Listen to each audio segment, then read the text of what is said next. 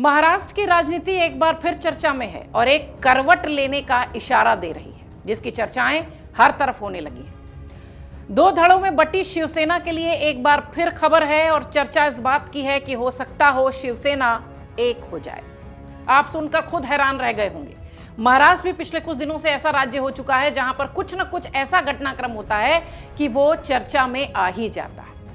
2022 में शिवसेना से हुई बड़ी बगावत के ठीक 4 साल बाद अब दोनों गुट एक साथ आ सकते हैं, ऐसी तैयारी।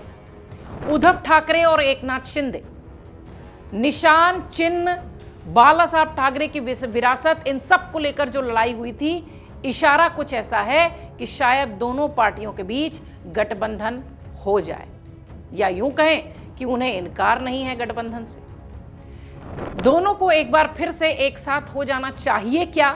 सवाल इस तरीके से महाराष्ट्र की सियासत में उठ रहा है। एकनाथ शिंदे को उद्धव ठाकरे अब अपना लेंगे या नहीं, यह भी बड़ी बात है, क्योंकि उद्धव की राजनीतिक स्थिति जो है, जो असमंजस वाली है, वो सिर्फ और सिर्फ एकनाथ शिंदे की वजह से है। महाराष्ट्र में उद्धव की सरकार गई, महाराष्ट्र में उद्धव का चिन्ह गया, महाराष्ट्र में उद्धव के वोटर्स गए, इन सब के जिम्मेदार एकनाथ शिंदे थे। इसीलिए शिंदे के कारण ही दो धड़ों में शिवसेना बढ़ती दिखाई पड़ी।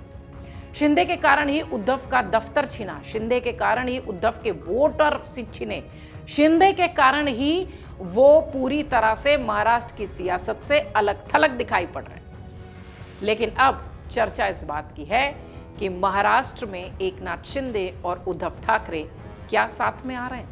छत्रपति संभाजीनगर में दोनों गुट के दो बेहद सीनियर नेताओं ने सार्वजनिक रूप से कुछ ऐसा बयान दिया जिससे हलचल तेज हो गई।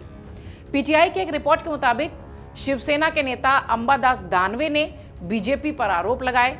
वहीं इस पर प्रतिक्रिया देते हुए शिवसेना के एक वरिष्ठ नेता अब्दुल सत्तार ने भी कह दिया कि बीजेपी ने जहां शिवसेना के हाथ पैर काट दिए हैं, वहीं छत्रपति संभाजी जिले में शिवसेना का सिर काट दिया गया है।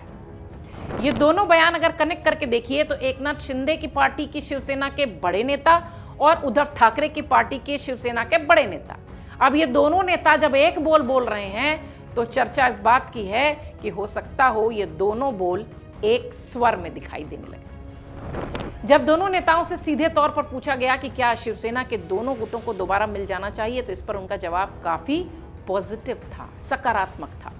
उद्धव गुट के अंबादास दानवे ने कहा कि मुझे कई मौकों पर ऐसा महसूस होता है, लेकिन सिर्फ मेरे अकेले के चाहने से ऐसा नहीं होगा, दोनों तरफ से ये इच्छा होनी चाहिए। अब आइए अब्दुल सत्तार की ओर। शिवसेना के अब्दुल सत्तार ने कहा कि ये बिल्कुल सही समय है जब हमें एकजुट हो जाना चाहिए। एकनाथ शिंदे की पार्टी के नेता हैं।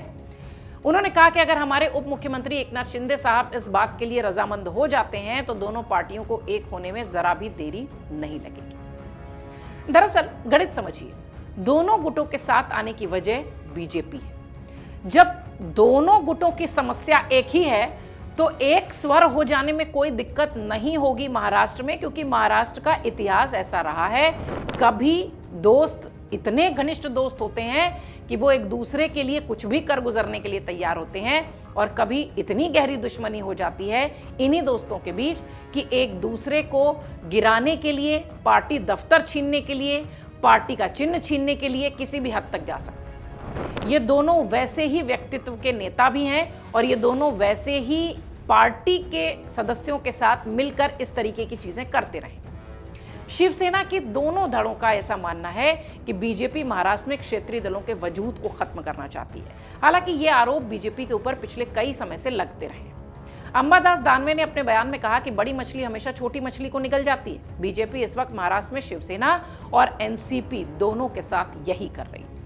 आपको ध्यान होगा कि जब से बीजेपी महाराष्ट्र में एक्टिव हुई तब से शिवसेना के भी दो धड़े हो गए और एनसीपी के भी दो धड़े हो गए। एकनाथ शिंदे और उद्धव ठाकरे दोनों अलग होते दिखाई पड़े और इधर अजीत पवार और शरद पवार अलग होते दिखाई पड़े। बीजेपी शिवसेना को सिर्फ एक राजनीतिक प्रतिद्वंदी नहीं बल्कि अपना दुश्मन मानती है और उसका एकमात्र टारगेट शिवसेना के वजूद को पूरी तरह से खत्म करना है।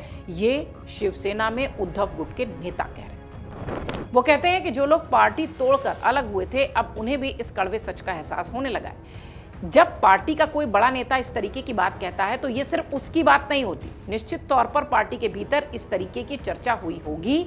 शायद इसलिए एकनाथ शिंदे गुट के नेता और उद्धव ठाकरे गुट के नेता दोनों ही इस तरीके की बात कह रहे हैं। और ये दोनों ही नेता कोई सामान्य नेता नहीं है, ये पार्टी के साथ सालों से जुड़े हुए नेता हैं और अपने अपने जो पार्टी के अध्यक्ष हैं, जो पार्टी के नेता हैं, उनके चेहरे के रूप में, उनके सिपहसालार के रूप में जाने जाते हैं। साल 2022 आपको ध्यान होगा, जून में शिवसेना नेता शिंदे ने महाविकास आघाड़ी सरकार में रहते हुए बगावत कर दी थी। शिंदे शिवसेना के 35 से अधिक विधायकों को लेकर अपना अलग गुट बनाते दिखाई पड़े। महाराष्ट्र की सियासत में भूचाल सा आ गया, चर्चा होती रही। वो जो रिसॉर्ट वाली पॉलिटिक्स थी वो वहाँ खूब देखने मिली। महाविकास आघाड़ी को शिंदे तोड़ने लगे, ये कहा गया। फिर बीजेपी के साथ उनका गठबंधन हो गया, वो मुख्यमंत्री बन गए। उन्होंने वैचारिक मतभेदों और कांग्रेस पार्टी और भारतीय राष्ट्रवादी कांग्रेस द्वारा अनुचित व्यवहार के कारण उद्धव के साथ संबंध तोड़ने की बात कही, महाविकास आघाड़ी के साथ संबंध तोड़ने की बात कही। उन्होंने अपने बातचीत में ये भी कहा कि 2/3 सदस्यों को उन्होंने इकट्ठा कर लिया है। 21 जून 2022 वो समय था जब शिंदे और अन्य विधायक बीजेपी शासित गुजरात में सूरत में जाकर किसी होटल में, रिसॉर्ट में, जिसकी बात हमने कही, वहां दिखाई पड़े थे।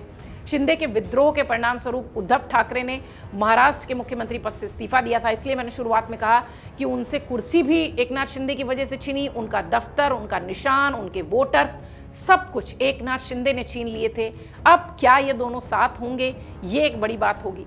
बीजेपी शिवसेना गठबंधन को फिर से स्थापित किया गया। 20वें मुख्यमंत्री के रूप में शपथ उन्होंने ली, जिसमें भारतीय जनता पार्टी के देवेंद्र फडणवीस मुख्यमंत्री बनते दिखाई पड़े थे। उद्धव सरकार को खुद जो है उन्होंने गिराया था, सीएम की कुर्सी तक एकनाथ शिंदे पहुंचे थे। एकनाथ शिंदे जो कि सतारा जिले से रहे हैं और ठाणे में उनकी पॉलिटिक्स रही है। ऑटो रिक्शा वो पहले चलाते थे। 1980 के दशक में वो बाला साहब ठाकरे के साथ मिले और एक कद्दावर नेता के रूप में उन्होंने अपनी जो एक इमेज है वो बनाई। बाला साहब ठाकरे के ज़माने से वो लगातार शिवसेना के लिए काम कर रहे थे। फिर अचानक इन दोनों के बीच ऐसा कुछ हुआ कि ये पार्टी से अलग हो गए। अब कट टू इन दोनों नेताओं के उन सिपहसालारों के बयान पर आइए जिससे ये चर्चा तेज है कि क्या ये दोनों गुट एक साथ हो जाएंगे। महाराष्ट्र की सियासत हमेशा चौंकाती है। बिहार के बाद अगर किसी राज्य की खूब चर्चा होती है तो वो है देश में महाराष्ट्र। महाराष्ट्र की सियासत में इन दिनों ये दोनों बयान इस तरीके से सुर्खियों में हैं जिससे ऐसे लगता है कि कहानी फिर करवट लेती नजर आएगी। फिलहाल एकनाथ शिंदे जो हैं वो इस वक्त सरकार में उप मुख्यमंत्री के पद पर हैं और जिस तरीके से जब देवेंद्र फडणवीस मुख्यमंत्री बनने को थे उससे पहले जिस तरीके से चर्चाएं खूब तेज थी, एकनाथ शिंदे का कई बार दिल्ली का भी दौरा हुआ, अमित शाह से भी उनकी मुलाकात हुई। कहा यह जा रहा था कि शायद वो मान नहीं रहे हैं कि उन्हें उप मुख्यमंत्री पद नहीं चाहिए।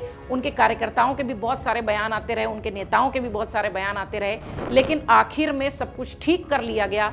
देवेंद्र फडणवीस मुख्यमंत्री बने और एकनाथ शिंदे उप मुख्यमंत्री बने। लेकिन जिस तरीके से अब उद्धव गुट और एकनाथ गुट के नेता बात कर रहे हैं शिवसेना को लेकर, ऐसा लगता है कि महाराष्ट्र एक बार फिर चौंकाने वाला है और शिवसेना से ही ऐसी खबर आएगी कि ये दोनों गुट एक हो जा रहे हैं। अगर आप ये वीडियो YouTube पर देख रहे हैं तो हमारे चैनल को सब्सक्राइब कर बेल आइकन दबाएं और Facebook पर देख रहे हैं तो हमारे पेज को लाइक करें।